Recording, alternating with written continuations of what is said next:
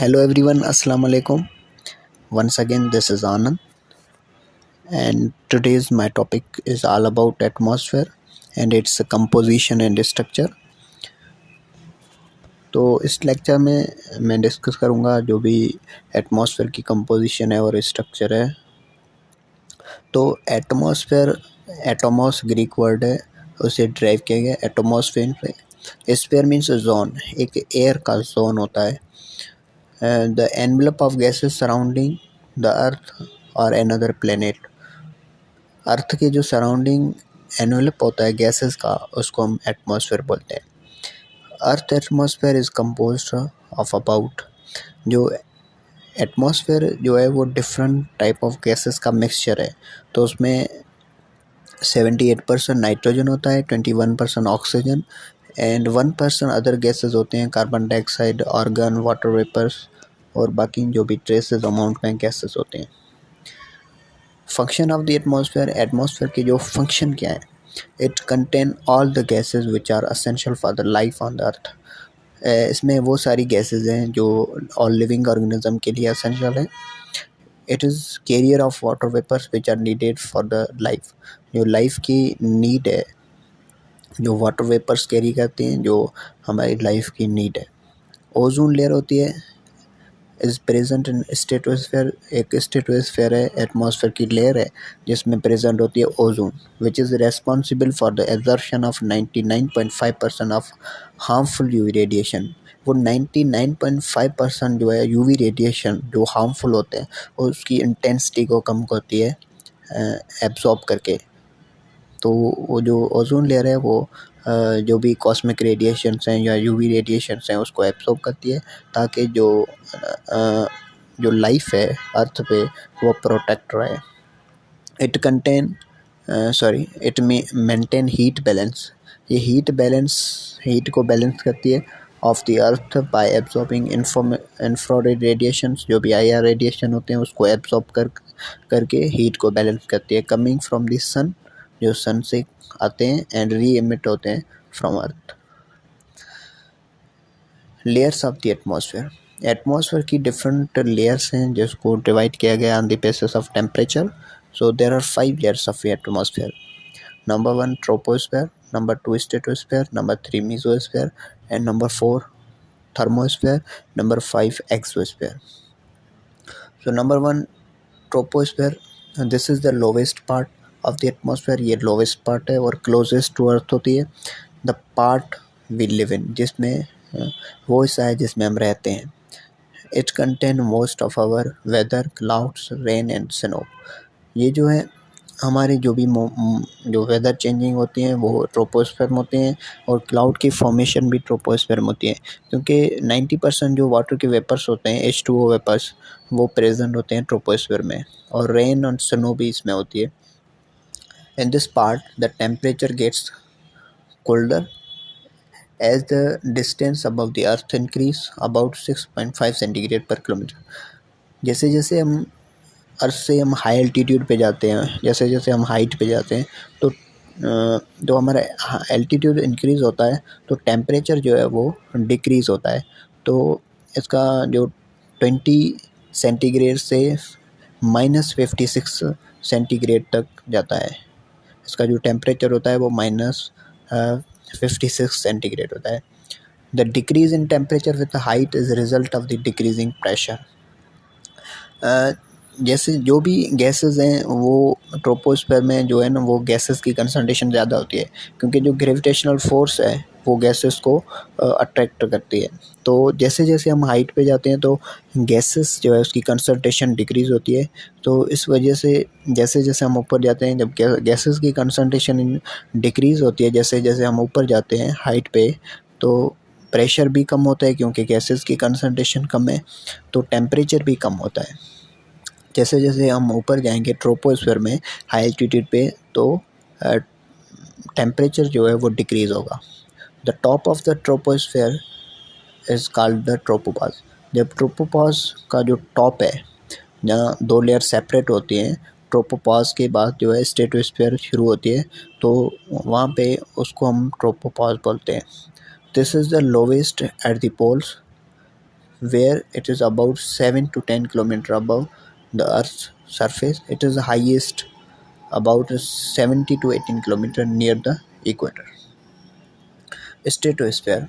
This extend upward from the tropopause to 50 kilometre. ये ट्रोपोपास से 50 kilometre तक होती है और it contain much of the ozone in this atmosphere. जो हमारे पास ओजोन लेयर होती है, जो ओजोनोस्फेयर होता है, वो स्ट्रेटोस्फेयर में प्रेजेंट है. This increase in temperature with the height occurs because of the absorption of UV radiation from the sun by this ozone. इसका जो टेम्परेचर जैसे जैसे हम स्ट्रेटोस्फेयर में जैसे जैसे हम हाई एल्टीट्यूड पे जाएंगे तो इसका जो टेम्परेचर है वो इंक्रीज़ होता है, क्योंकि जो उसमें प्रेजेंट है ओजोन लेयर वो एब्जॉर्ब करती है डिफरेंट रेडिएशंस को, कॉस्मिक रेडिएशन और यूवी रेडिएशन को. इस वजह से उसका टेम्परेचर हाई रहता है. तो टेम्परेचर जो है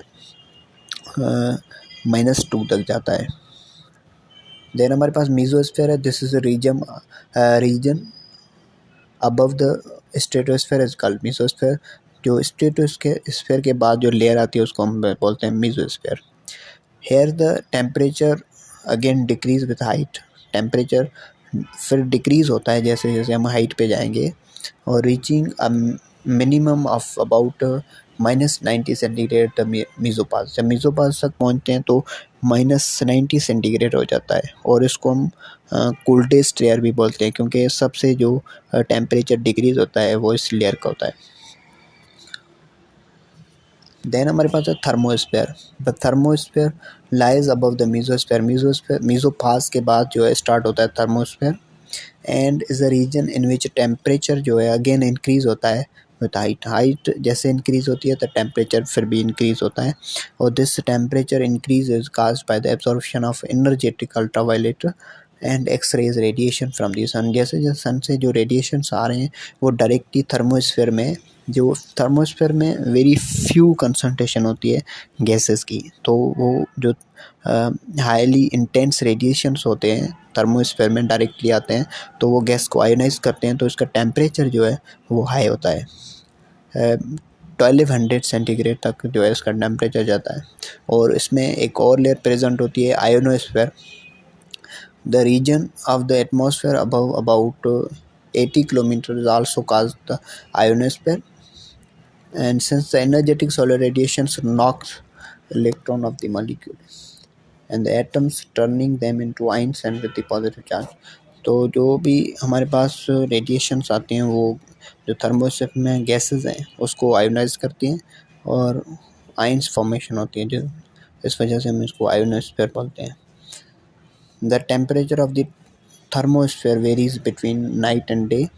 थर्मोस्फेयर में टेम्परेचर डिफरेंट होता है नाइट और डे में due to sunlight and between the seasons as to the number of the ions and electrons which present. वो डिपेंड करता है आइंस की फॉर्मेशन पे. Then exosphere. The region above about 500 kilometre called exosphere. तो thermosphere का जो distance होता है वो 500 किलोमीटर तक होता है. उसके बाद जो शुरू होता है exosphere. It contain mainly oxygen and hydrogen atoms. इसमें हाइड्रोजन और ऑक्सीजन एटम्स होते हैं, but there are so few of them that they rarely collide. They follow ballistic and trajectories under the influence of gravity, so and some of them escape right out into the space. ये हमारे पास troposphere है, stratosphere, mesosphere, thermosphere और exosphere. जो हमारे पास aeroplanes हैं ये move करते हैं स्ट्रेटोस्फेयर में, और जो मीजोस्फेयर में मेट्रोर्स हैं, और थर्मोस्फेयर में अरोराज होते हैं, या हमारे पास सैटेलाइट जो होती हैं वो थर्मोस्फेयर में होती हैं, और एक्सोस्फेयर में स्पेसशिप जो है वो मूव होते हैं. देन हमारे पास ये एक चार्ट है जिससे टेम्परेचर बेस्ड बनाया गया है. इसमें जैसे जैसे ट्रोपोस्फेयर में टेम्परेचर पहले 20 सेंटीग्रेड होता है, फिर जैसे जैसे हम इंक्रीज जाते हैं तो -56 हो जाता है. फिर ट्रोपोपाज आता है, उसके बाद जैसे जैसे हम फिर स्ट्रेटोस्फीयर शुरू होता है। स्ट्रेटोस्फीयर में जैसे जैसे हम अपवर्ड मूव करते हैं तो टेम्परेचर जो है फिर से इंक्रीज़ होता है, जो -2 सेंटीग्रेड तक जाता है। फिर उसके बाद स्ट्रेटोपाज आता है। स्ट्रेटोपाज के बाद जो है वो मीज़ोस्फीयर शुरू होता है। मीज़ोस्फीयर में जैसे जैसे हम अबव जाएंगे हाई एल्टीट्यूड पे तो टेम्परेचर फिर से डिक्रीज़ होता है, जो -90 सेंटीग्रेड तक जाता है। -90 सेंटीग्रेड जो कोल्डेस्ट लेयर है। उसके बाद हमारे पास मीज़ोपाज़ आता है। मीज़ोपाज़ के पास फिर से टेम्परेचर जो है इंक्रीज़ होता है, जो 1200 सेंटीग्रेड तक जाता है। जो हॉटेस्ट लेयर है वो हमारे पास थर्मोस्फेयर है। तो ये जो है पूरा एटमॉस्फेयर की स्ट्रक्चर और कंपोजिशन और के डिफरेंट लेयर्स हैं। और thank you so much for watching.